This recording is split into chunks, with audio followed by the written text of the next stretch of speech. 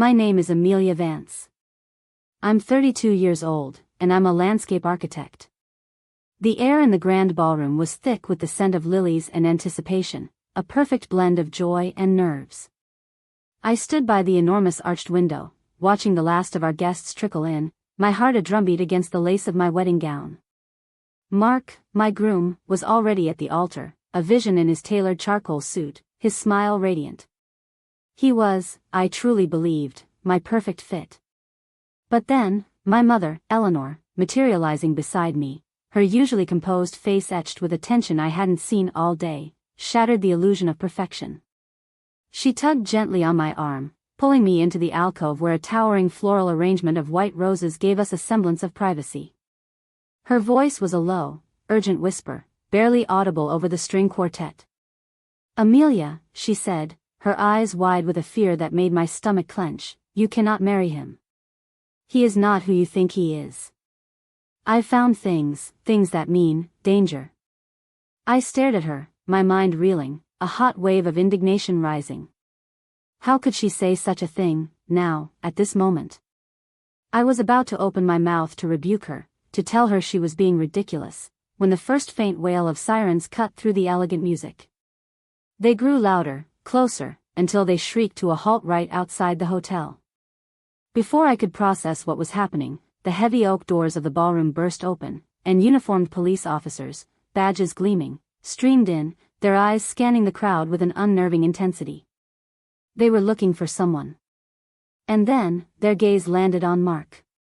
To understand why I dismissed my mother's warning, why I was so utterly blind to the truth she held in her hands, you need to know about Mark Harrison. He swept into my life a year and a half ago, a whirlwind of charm, expensive dinners, and grand gestures. I was a practical woman, grounded in the aesthetics and science of designing outdoor spaces, but Mark was different. He was an entrepreneur, always on the cusp of a big deal, always talking about ventures in tech or real estate, though the specifics were always a little vague. He had an infectious laugh, a way of looking at me that made me feel like the most beautiful woman in the world, and a knack for making every moment feel like an adventure. He was 35, handsome, and seemed to embody everything I hadn't realized I was looking for. My mother, Eleanor, on the other hand, was a retired forensic accountant. Her mind worked in numbers and verifiable facts. From our very first dinner with Mark, I could feel her assessing him. She'd ask pointed questions about his business, his background, his family. Mark, ever the charmer, would deflect with humor or a vague, optimistic anecdote, and I'd smooth things over, attributing Mom's scrutiny to her overprotective nature. She'd always been like that, ever since my dad passed away when I was in college. She wanted to make sure I was safe, secure, and financially sound. I loved her for it, but sometimes, it felt stifling. The first real red flag, in retrospect, was Mark's spending habits. He insisted on paying for everything, always pulling out a sleek black card. He bought me a stunning emerald pendant for my birthday, a designer dress for a charity gala, and even paid for our lavish engagement party.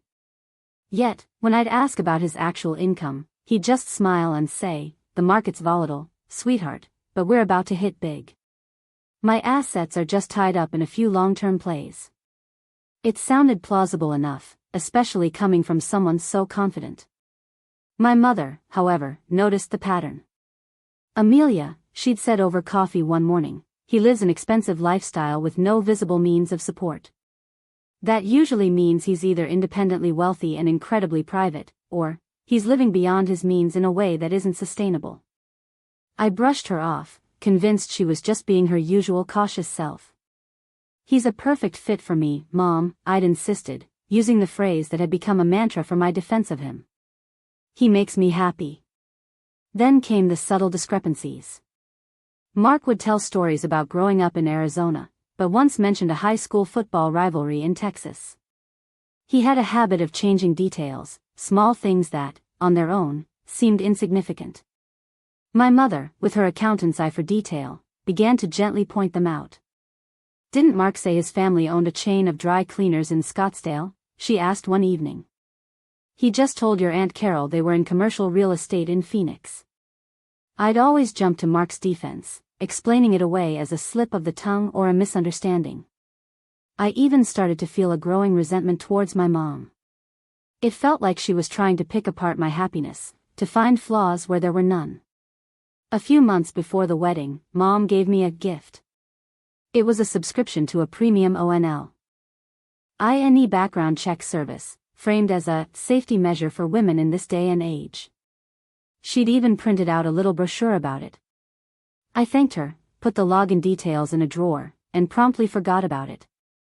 I thought it was a bit dramatic, even for her. Mark was my fiancé, not some stranger I met online.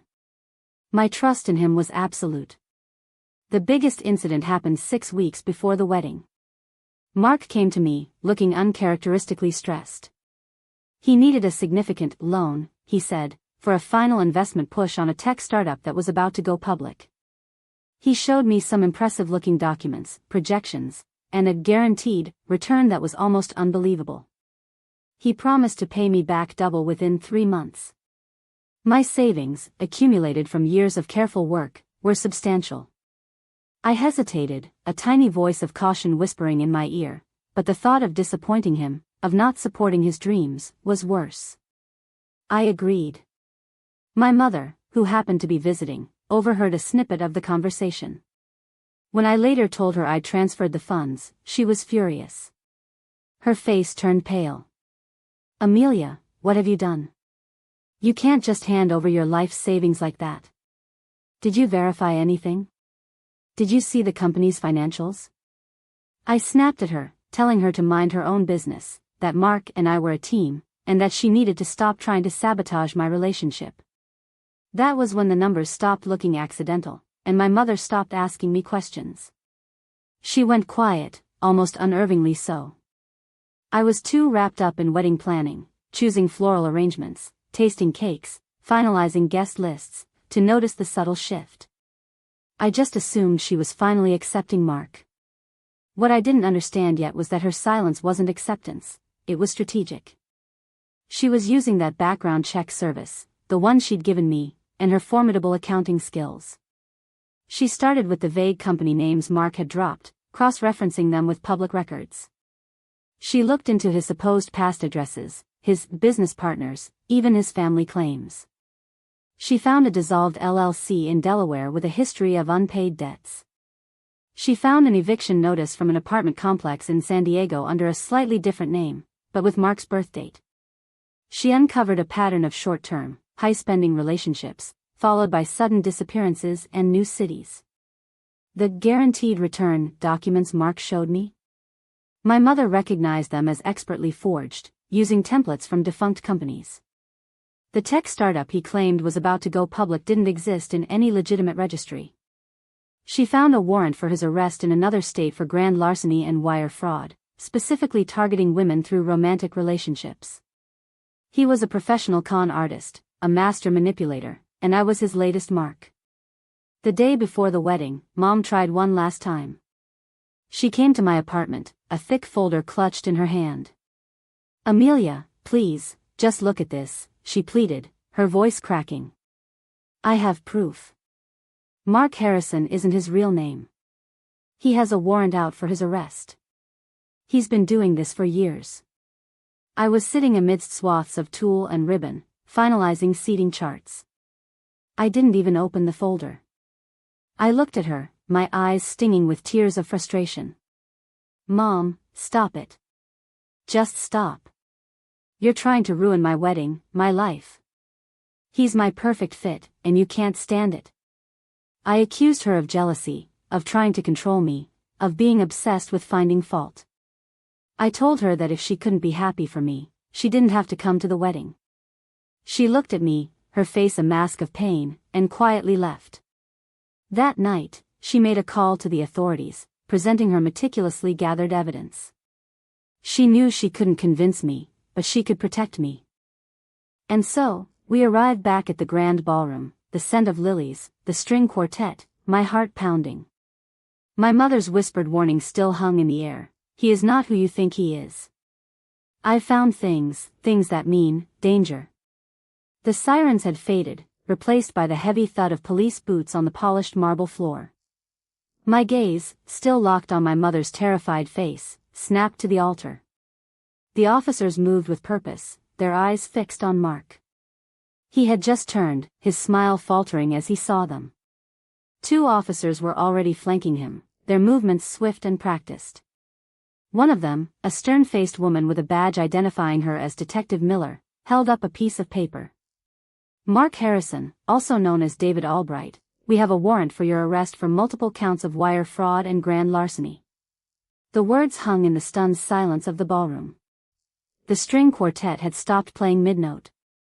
Guests murmured, then gasped. I watched, frozen, as the officers took Mark by the arms.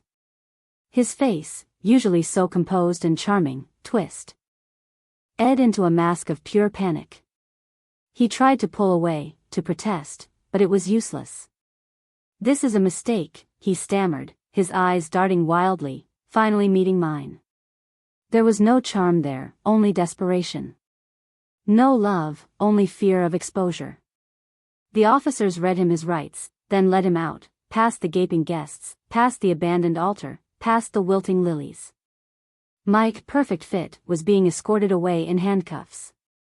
The aftermath was a blur of humiliation and shattered dreams. The wedding was, of course, over. My mother was immediately by my side, her arm around me, her presence a solid anchor in the swirling chaos. Some guests hurried out, others stayed, whispering, their faces a mixture of shock and pity. My bridesmaids gathered around me, trying to shield me. The local news picked up the story, groom arrested at altar, con artist exposed. The photographs of me in my wedding dress, looking utterly devastated, were everywhere. The annulment process was straightforward, though emotionally draining. The loan I had given Mark was gone, likely part of the funds he used to maintain his lavish lifestyle and fund his escapes. It was a painful financial loss, but nothing compared to the emotional betrayal. Mark, or rather David Albright, was eventually extradited to the state where the warrant originated. I testified via video conference, recounting the story of our relationship, the investments, the vague promises. It was excruciating to admit how thoroughly I had been deceived, how I had dismissed my mother's tireless efforts to protect me. My relationship with my mother, fractured by my stubborn denial, slowly began to heal. There were no "I told you so's" from her, only quiet comfort and unwavering support. She helped me sift through the wreckage, emotionally and practically. The recurring phrase, perfect fit, now carried a bitter irony. I had chased a superficial image of perfection, ignoring the deep cracks that my mother, with her meticulous eye for detail, had seen all along. Months later, I was back at my drafting table, designing a new garden for a client. I found myself sketching out a design for my own future home, focusing on strong, deep foundations, resilient plants, and sustainable systems. No flashy, temporary flourishes. I thought about the lilies that had filled the ballroom, so beautiful but so fragile, wilting quickly once cut from their roots. I realized then that a true, perfect fit wasn't about surface beauty or grand gestures, but about honesty, integrity, and the unwavering love of someone who truly sees you, even when you refuse to see yourself. My mother had seen the truth, and she had saved me, even when I fought against it. The folder she'd brought to my apartment, full of undeniable proof, now sits in my safe, a stark reminder. I don't need to open it to know what's inside.